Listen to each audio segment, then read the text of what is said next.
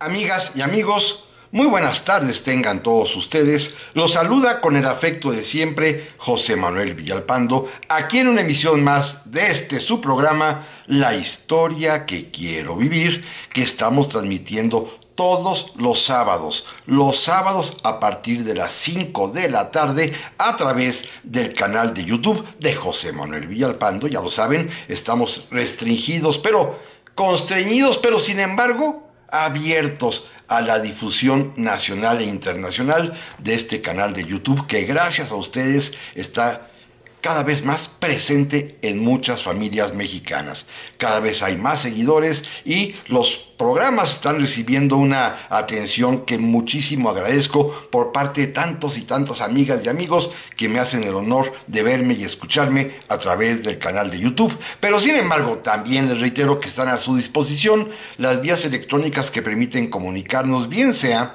en mi correo villalpandohistoriador@gmail.com, en mi página de Facebook Villalpando la Historia o en el mismo canal de YouTube donde también es posible hacer o escribir comentarios. Gracias por su valiosa compañía, por su presencia, por su aliento de siempre y si les parece a ustedes bien, amigas y amigos, vamos a comenzar el programa de hoy. Porque miren ustedes, exactamente hace 100 años, un siglo exactamente, entre los días 15, 16, 17 y hasta el 23 de agosto, pero de 1923, en la Ciudad de México, se firmaron los famosísimos tratados o acuerdos de Bucareli. Los acuerdos de Bucareli, que es un tema del que se habla mucho, del que se sabe poco y que sin embargo es uno de esos momentos un tanto cuanto oscuros, mantenidos también bajo el misterio y que nunca han alcanzado una explicación suficiente y detallada para que sepamos de qué se trata estos tratados, estos convenios, estos acuerdos de Bucareli, que eso sí, corre la versión que todo el mundo conocemos de que se trató de un verdadero atentado contra México, de una traición a la patria y de que colocó a México en una situación desventajosa frente a los Estados Unidos, al país al cual nos sometimos de hecho y de derecho internacional, como vamos a ver en el capítulo de este programa el día de hoy.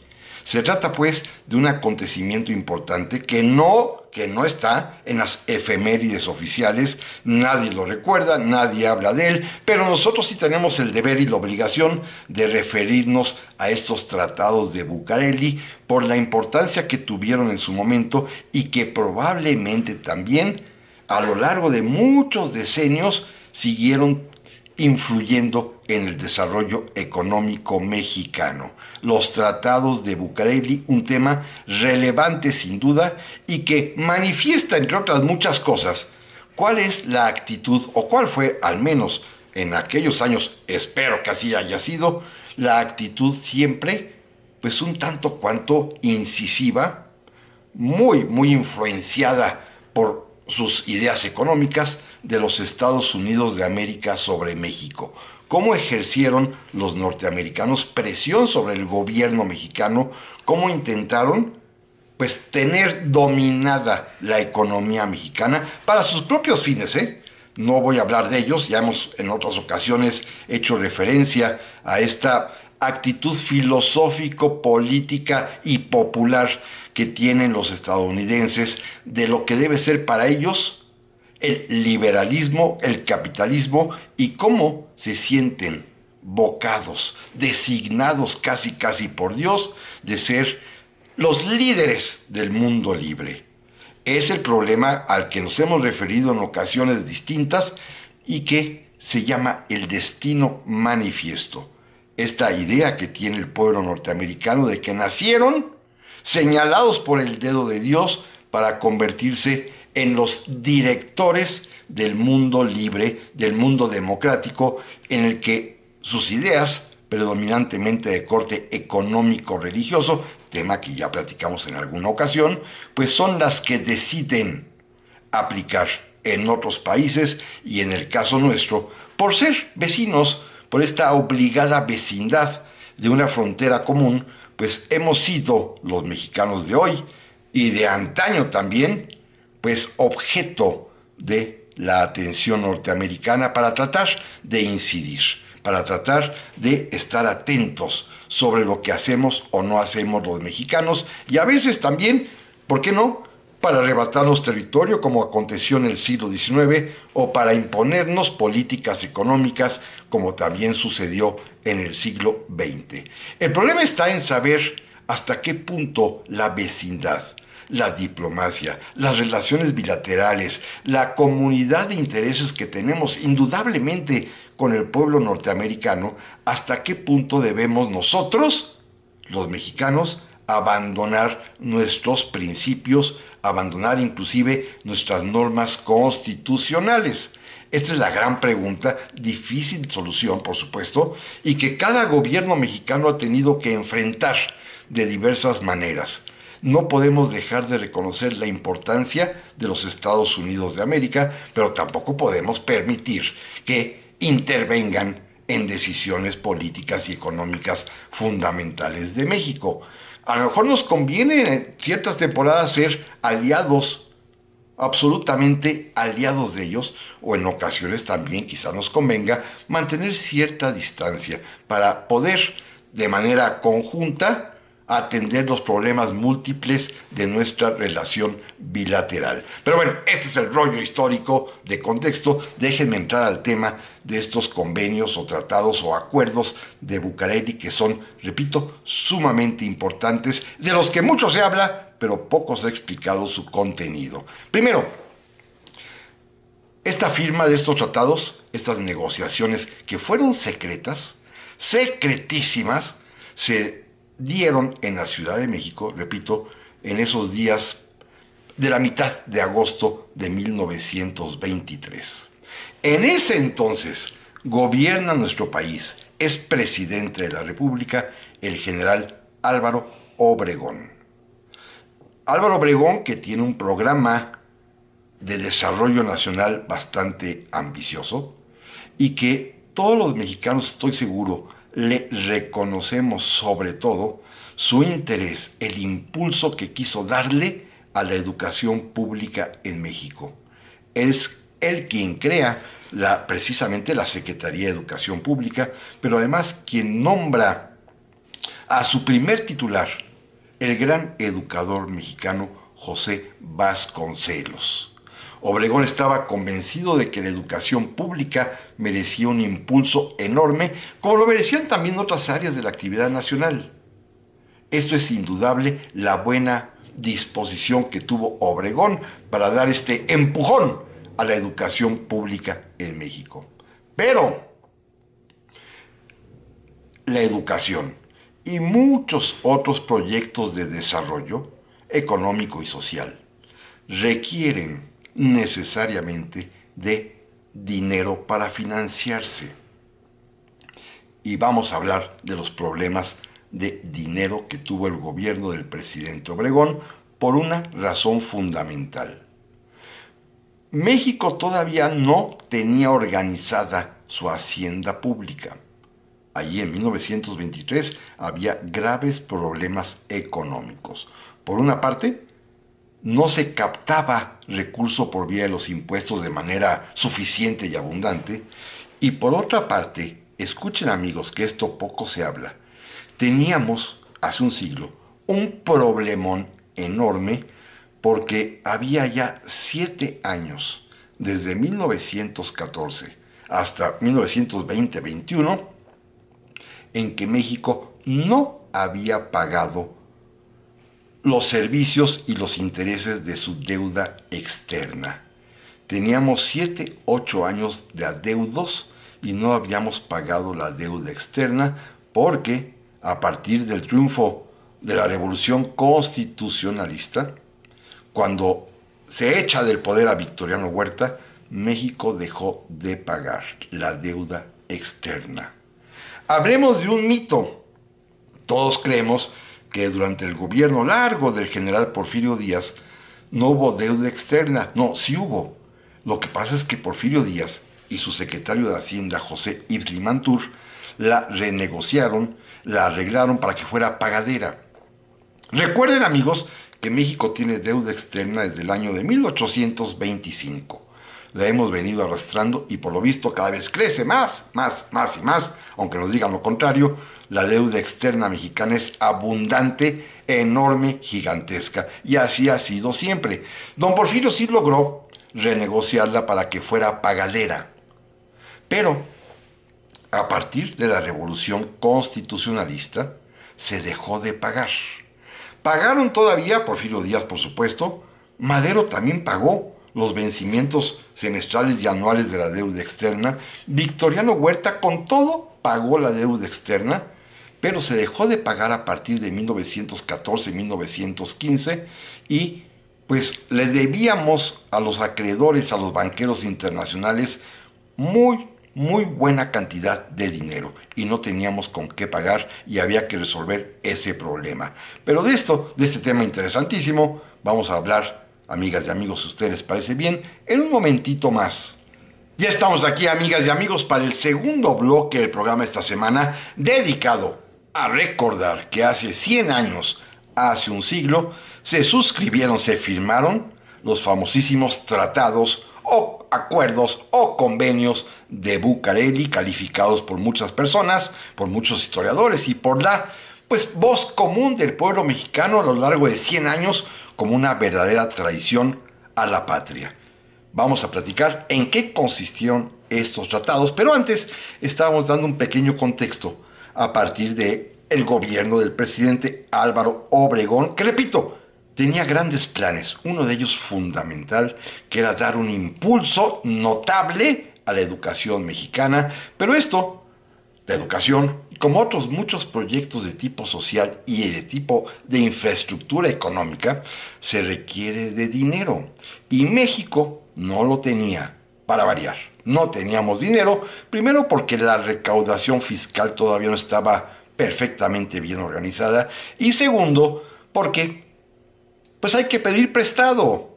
Y para que nos prestara la banca internacional, particularmente la banca norteamericana, faltaba un par de asuntos. Primero, debíamos la deuda externa, el servicio, los pagos periódicos para cubrir los intereses y el capital de la deuda externa mexicana, que no se había cubierto desde 1914. Y segundo, nos faltaba también el reconocimiento del gobierno norteamericano. Tema segundo importantísimo. Primero, debíamos deuda externa, no se había pagado, repito, en 7 u 8 años.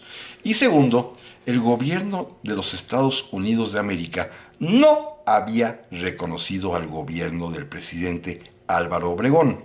En aquellos años, y todavía estoy disimuladamente, el gobierno de los Estados Unidos se atribuía la facultad de otorgar o de negar reconocimiento a gobiernos de cualquier país. A su juicio, según sus propias categorías, a veces políticas, a veces morales, los norteamericanos concedían o negaban reconocimiento a gobiernos de otros países, y este fue el caso específico del gobierno mexicano encabezado por el presidente Álvaro Obregón. Cuando Obregón asume la presidencia hacia finales de 1920, gobierna en los Estados Unidos el presidente Woodrow Wilson. El presidente Wilson, que es, hoy podríamos decir, un puritano, un hombre de suma elegancia moral, que tenía muy claro una serie de valores, más allá de la democracia, de lo que podría ser el bien y el mal, que ustedes recuerdan seguramente había tenido que ver, por ejemplo, con el apoyo que se dio a la Revolución Mexicana, con la crítica a su propio embajador cuando la escena trágica que ocasionó la muerte de Madero, y sobre todo, a partir de la Revolución de Agua Prieta, que ya hemos platicado aquí varias veces, cuando finalmente se logra el asesinato, la muerte de Venustiano Carranza, al presidente Wilson le pareció que esto era inmoral. Le atribuyó a Álvaro Obregón la muerte de Carranza, que lo mataron para que Obregón pudiera subir a la presidencia de la República en México. No es precisamente acertado, pero tiene mucho de trasfondo histórico que sí es cierto. Álvaro Obregón y sus amigos del triunvirato sonorense, integrado por él mismo, por Plutarco Elías Calles y por Adolfo de la Huerta, habían iniciado la famosa revolución de Agua Prieta para deshacerse de Carranza y de su candidato presidencial, porque ellos querían que Obregón fuera el presidente de la República. Esto va a ocasionar que en mayo de 1920 Carranza tenga que huir de la Ciudad de México y en Tlaxcalaltongo, hoy en el estado de Puebla, sea asesinado. Esto permitirá un interinato de 6 meses de Adolfo de la Huerta como presidente, pero va a permitir que convoque a elecciones y sea electo, popularmente hablando, el general Álvaro Obregón. Obregón es presidente de México indudable y legalmente hablando, pero a Estados Unidos le pareció una inmoralidad. Al presidente Wilson le molestó muchísimo que Obregón haya recurrido a la revolución, al plan de Agua Prieta, que ocasionó la muerte de Carranza para poder acceder a la presidencia de la República. Así que el gobierno norteamericano del presidente Woodrow Wilson negó el reconocimiento. Este es un tema fundamental. Pero de pronto, en Estados Unidos hay elecciones, llega un nuevo presidente del otro partido, ahora un republicano, el presidente Warren Harding, y él, que tiene otras ideas de libertad de mercado, de capitalismo, decide que es el momento para entrar en negociaciones con México. A México le interesaba muchísimo obtener ese reconocimiento porque el reconocimiento implica la autorización para que los bancos norteamericanos le den préstamos, le otorguen créditos a México. Al mismo tiempo le interesaba también que los banqueros de Estados Unidos e internacionales se reunieran con el gobierno mexicano para resolver el atraso de 7 u 8 años de pago de la deuda externa. Así que todos se dan las condiciones a partir de 1921-22 para que Estados Unidos cambie su manera de pensar respecto a México, eso sí, muy a la manera norteamericana, muy a lo gringo, para decirlo con toda claridad, obligando a México a pactar una serie de condiciones para darnos su reconocimiento. Vente caro tu amor, dice por ahí la canción. Bueno, Estados Unidos vendieron caro su reconocimiento, pero Obregón estaba necesitado, urgidísimo, de contar con ese reconocimiento de los Estados Unidos y de arreglarse con los banqueros para poder pedir más dinero prestado, entre otras cosas, para poder financiar su gran proyecto educativo y muchos otros más. Este es el escenario. ¿Cómo se resuelve esto? Bueno, primero, el gobierno mexicano constata la buena voluntad, entre comillas, del nuevo presidente norteamericano Harding. Aceptan que haya posibilidad de diálogo entre los dos países, y la primera medida que toma el presidente Obregón es pedirle a su secretario de Hacienda y Crédito Público, Adolfo de la Huerta, quien ya había sido presidente interino de la República, lo había hecho muy bien. Hace poco hablamos de él porque es quien le otorga el indulto a Pancho Villa, el que logra que deje las armas y se dedique a la vida civil como agricultor. Es Adolfo de la Huerta, el que invita y además acerca a José Vasconcelos Obregón, en fin, un hombre bueno en realidad y que ahora se desempeñaba como secretario de Hacienda, es enviado a Nueva York y con la anuencia del gobierno de los Estados Unidos en esa ciudad, en Nueva York, se reúne un comité internacional de banqueros presidido por un señor de apellido Lamont, para negociar y platicar con el gobierno mexicano representado por el secretario de Hacienda Adolfo de la Huerta, la reanudar el pago de la deuda externa que, repito, México no había cubierto sus semestralidades o sus anualidades desde el año de 1914, o sea que se debían varios años de atraso en el pago de la deuda externa. Y Adolfo de la Huerta logra pactar con los banqueros allá en Nueva York y firmar lo que se llamó los Acuerdos de la Huerta-Lamont, en el que México reconocía que debía 7, 8 años de deuda, se comprometía a pagar, pero el éxito consistió en que los banqueros vieron la buena voluntad de la Huerta, la buena voluntad del gobierno de Obregón y lograron equilibrar que la deuda se pagara lo que se debía, pero los siguientes pagos fueran un poquito menores. Se logró hasta disminuir el monto de la deuda externa gracias a la buena negociación que realizó Adolfo de la Huerta. Este era un paso importantísimo. Había que tener contentos a los banqueros que pues, tenían mucho derecho a reclamarnos que México no había pagado por causa de la revolución la deuda externa. Así que esto fue visto como un acto de buena voluntad de parte del gobierno mexicano y por supuesto se firmaron estos acuerdos y de la Huerta se va a convertir sin quererlo en un importante aspirante para ser presidente de la República otra vez. Sí se podía en ese tiempo. Ya había sido presidente interino, pero ahora podía pensar, podía soñar en que quería ser presidente de la República después de Álvaro Obregón. Cosa que molestó al propio Obregón y por supuesto a quien más ofendió fue a su secretario de Gobernación, Plutarco Elías Calles, con quien Obregón ya había pactado que a él le dejaría la presidencia de la República. Claro, todo esto era en secreto, ya lo platicamos hace unas semanas que hablábamos de los suspirantes, pero Calles ya sabía que él iba a ser el siguiente presidente y de pronto la fama pública que alcanza de la Huerta lo van a convertir en un peligroso rival. ¿Cómo salir de este atolladero político? Muy sencillo. Faltaba todavía el reconocimiento norteamericano y el presidente Obregón decidió que lo tramitara, que lo negociara otro de sus secretarios, Alberto J. Pani, secretario de Relaciones Exteriores. Pero de esto vamos a platicar, amigas y amigos, en un momentito más. Ya estamos aquí, amigas y amigos, para el tercer bloque del programa esta semana, dedicado a recordar que hace un siglo, hace 100 años, se firmaron los famosísimos Tratados de Bucareli, cuyo contexto estamos en este momento examinando.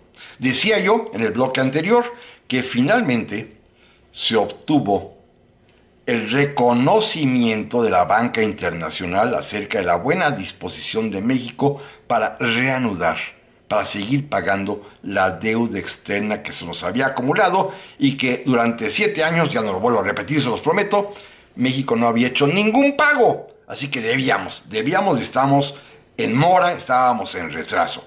Esto lo negocia el secretario de Hacienda, Adolfo de la Huerta, con el señor Lamont, firman unos convenios y esto de pronto hace que de la Huerta se convierta en un personaje a nivel nacional y un serio aspirante a la presidencia de la República y él mismo incluso sueña con llegar a hacerlo otra vez.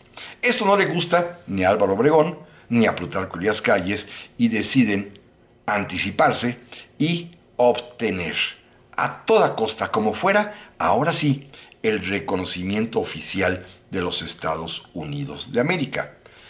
Aprovechaban la buena voluntad del presidente Harding, pero ¿qué creen? El presidente Warren Harding se muere el día 2 de agosto de 1923. Falleció, le dio neumonía y un infarto cardíaco, andaba de viaje por San Francisco, California, allá muere y de inmediato, como funciona la Constitución de los Estados Unidos de América, asume la presidencia su vicepresidente, también un republicano, de nombre Calvin Coolidge. Calvin Coolidge.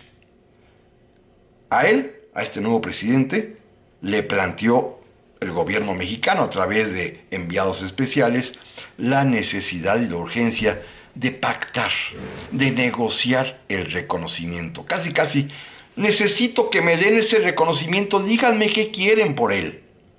Y Calvin Coolidge, muy astutamente, aceptó enviar a México a unos delegados a negociar y a obtener cosas increíbles. Este es el asunto de fondo. Lo que México le otorgó a Estados Unidos, lo que México concedió, lo que México permitió, lo que México aceptó, en pocas palabras. Miren, vamos al grano. Los tratados de Bucareli tienen dos partes. Una pública, una secreta, y todavía, al parecer, hay una tercera parte que es ultra confidencial y secretísima. La parte pública es fácilmente entendible y es la que se va a someter, inclusive después, a la ratificación del Senado de la República en ambos países. En los tratados de Bucareli, en estas negociaciones, que por cierto se celebraron precisamente en una casa en la calle, en la avenida, en el paseo de Bucareli, aquí en la Ciudad de México. No es exacto que se haya hecho esta negociación en el edificio del Palacio Cobian, en la Secretaría de Gobernación, que como todos saben está sobre Avenida Bucareli. No, esto es enfrente, en una casita de manera muy secreta, muy clandestina, en donde se reúnen los enviados norteamericanos con dos representantes personales del presidente Álvaro Obregón. Fíjense, no confió ni siquiera en los diplomáticos. Le pidió a su amigo personal Ramón Ross y a un abogado que trabajaba en la Cancillería, Francisco González Roa, que se reunieran con los enviados norteamericanos a ver qué querían y a ver qué podíamos negociar. Se encerraron varios días, hay actas de lo que sucedió en esas pláticas, pero estas actas son muy peculiares.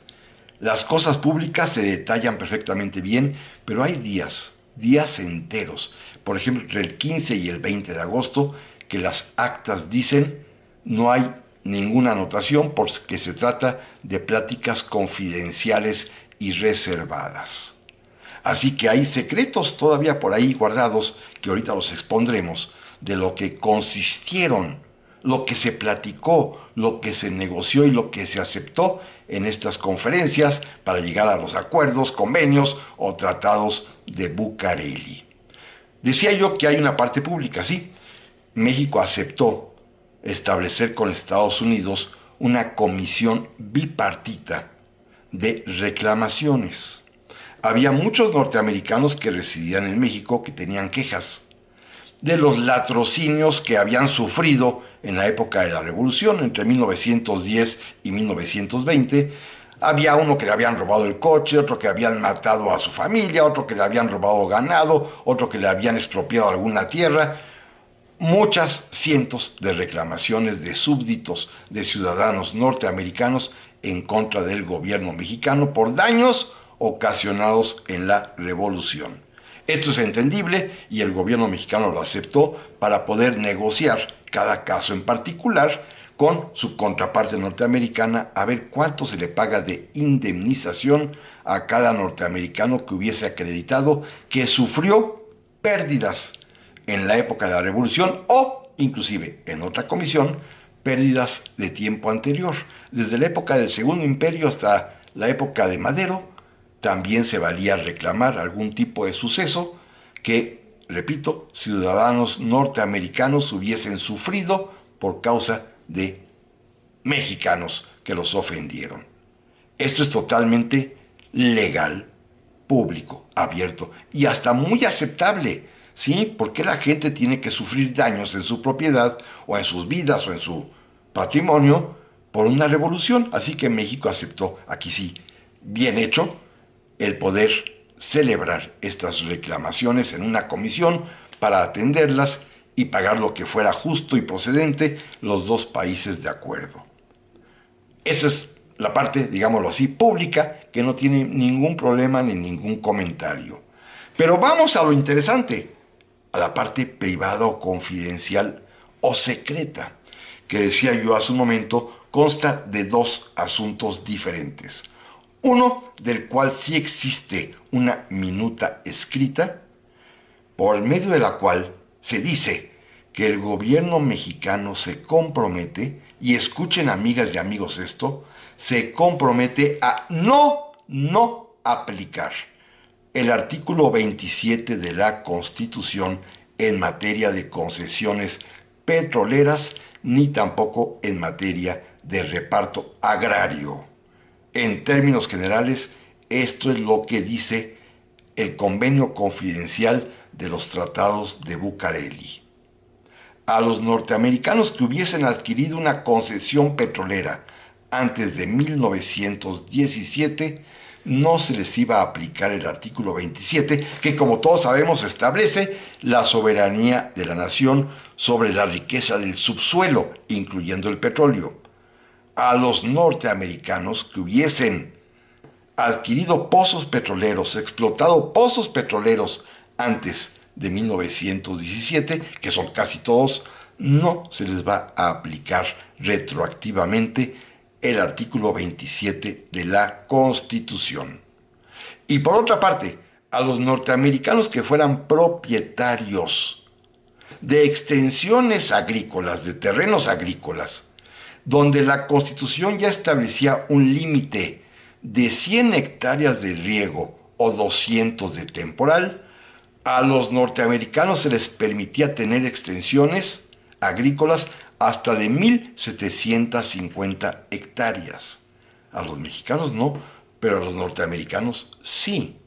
Y si sobrepasaba su extensión esta medida de 1.750 hectáreas, podían ser expropiados los terrenos excedentes, pero el gobierno mexicano se comprometía a pagar la indemnización en oro, de manera inmediata a los norteamericanos afectados.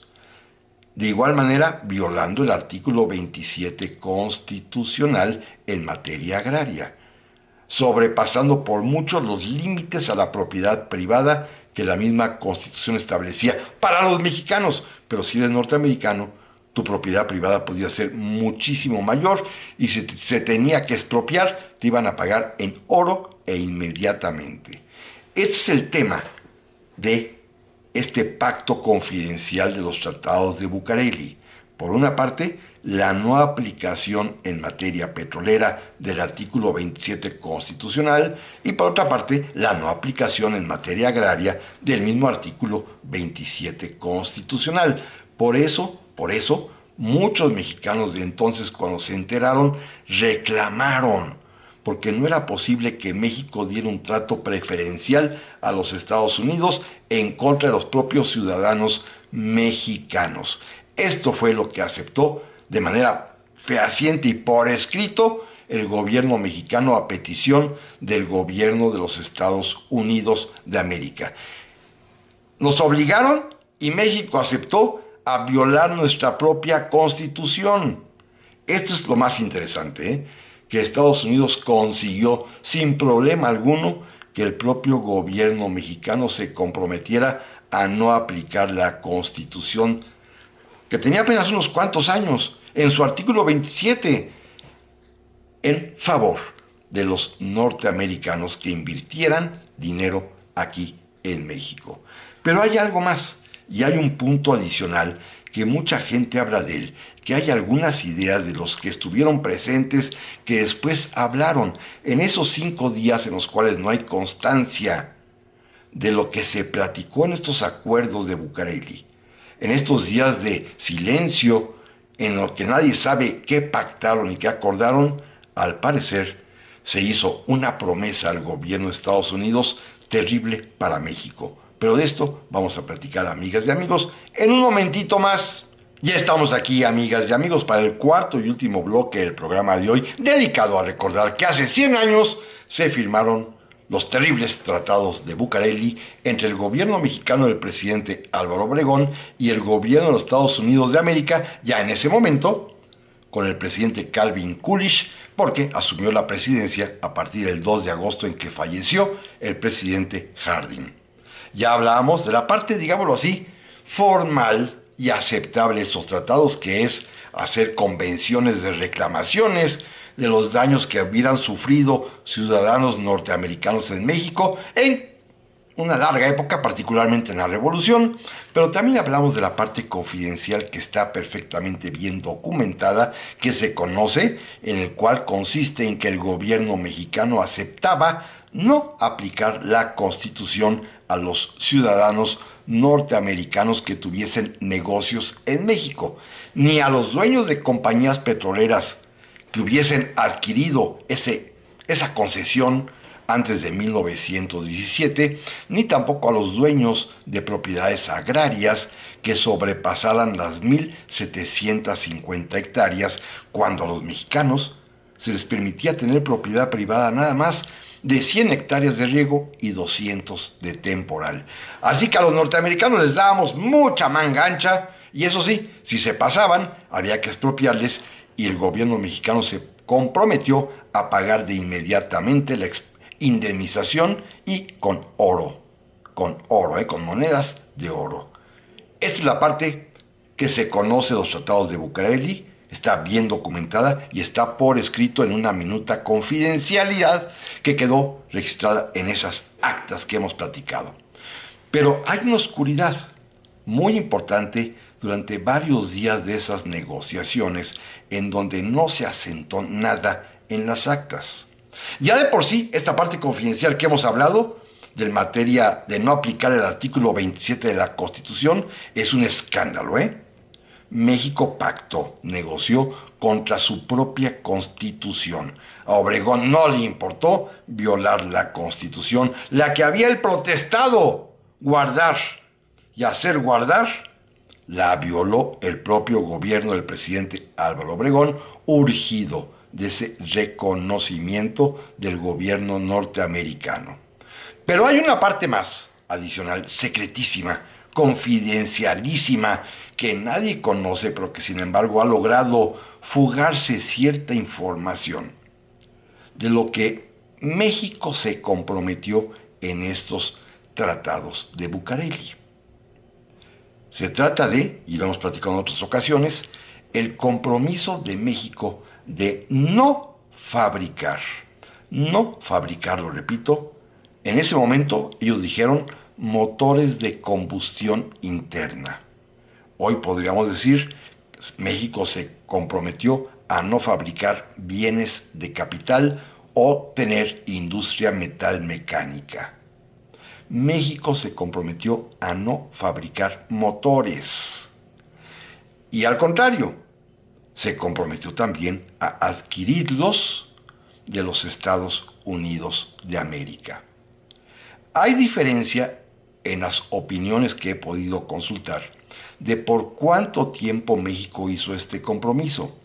Hay quienes afirman que este fue un asunto que se pactó para 50 años, es decir, que venció hace 50, en 1973, y hay quien dice, una fuente que acabo de descubrir, señala que el compromiso fue por 99 años, es decir, terminaría el año anterior, 2022.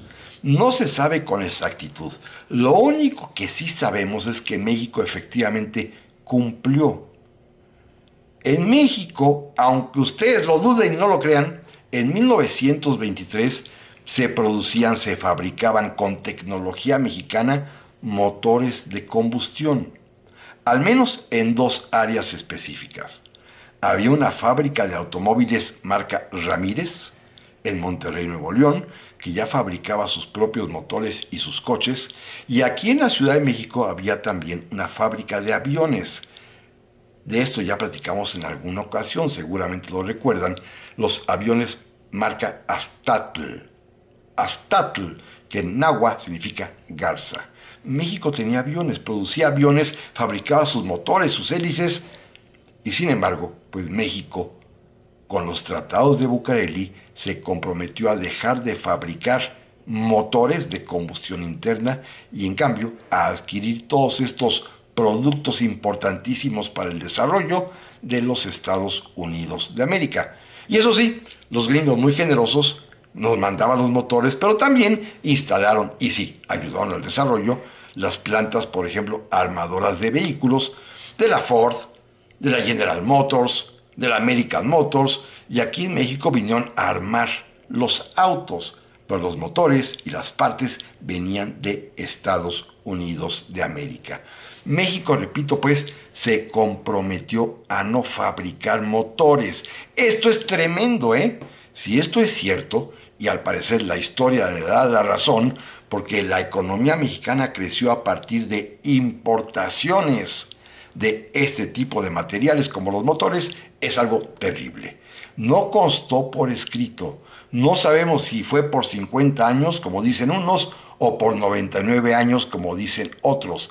Pero, si ustedes se fijan, este pacto secretísimo, pero además también el pacto confidencial que sí está por escrito de no aplicar el artículo 27, ni en materia petrolera ni en materia agraria, fue el precio que pagó el presidente Álvaro Obregón para obtener el reconocimiento oficial de los Estados Unidos que le fue dado a México por vía telegráfica, por un telegrama, el día 31 de agosto de 1923. Es decir, dentro de unos cuantos días, hace un siglo, el gobierno de los Estados Unidos de América, del presidente Calvin Coolidge, reconoció formal y oficialmente al gobierno mexicano del presidente Álvaro Obregón, que pudo ya entonces, por una parte, comenzar a pagar la deuda externa que ya se había comprometido con el Tratado de la Huerta-Lamont y por otra parte recibir apoyo de bancos norteamericanos para nuevos préstamos e inclusive el gobierno de los Estados Unidos de América, como México había dejado de fabricar sus propios aviones, nos regalaron 18 aviones de combate para que México sustituyera lo que teníamos en proceso de producción. Así que recibimos hasta armamento de los Estados Unidos de América, que en ese momento se convirtieron de nueva cuenta en nuestros grandes amigos. Hubo problemas después.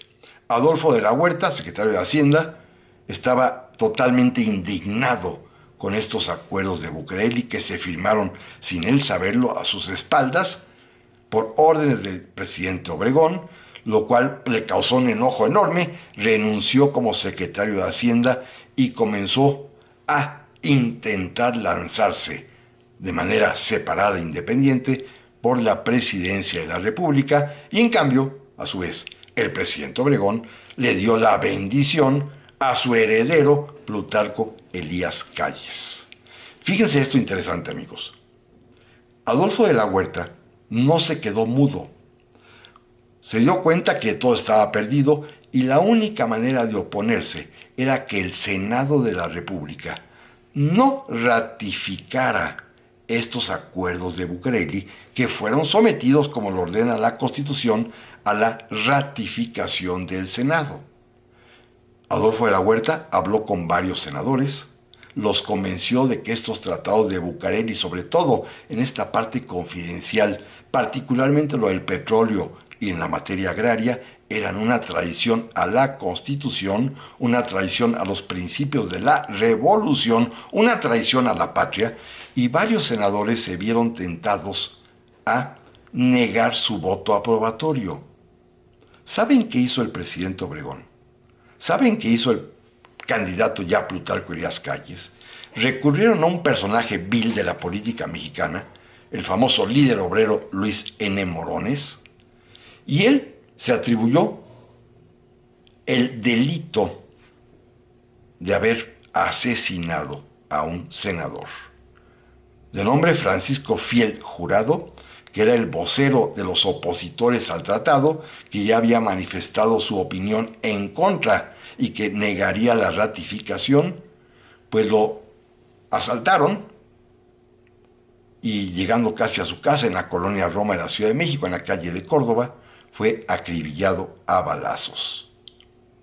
Sirvió como ejemplo y los demás senadores, cuando se enteraron de la muerte de su compañero, del que estaba llevando la voz cantante en contra de la ratificación de los tratados de Bucareli, los demás senadores mejor decidieron votar a favor. ¿Para qué? Para evitar que los mataran también, por supuesto.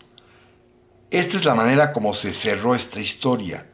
De la Huerta, frustrado, se lanzará a la revolución, la rebelión de la huertista va a fracasar, pero finalmente México pues se encontrará ya a partir de ese momento un amigo, entre comillas, en los Estados Unidos de América. Llevamos ya un siglo ininterrumpido de buenas relaciones a partir, repito, del día 31 de agosto de 1923, y el precio que pagamos en ese momento fue ceder soberanía nacional en materia territorial, por el petróleo, por lo agrario, y en materia tecnológica y de economía, porque México se comprometió a no fabricar motores. Esta es una historia tremenda que nadie recuerda, que se ignora las efemérides, pero que sí es una vergüenza para México, los famosos tratados de Bucareli. Gracias, amigas y amigos. Primero Dios, aquí nos vemos la próxima semana. Pásenla muy, pero muy bien.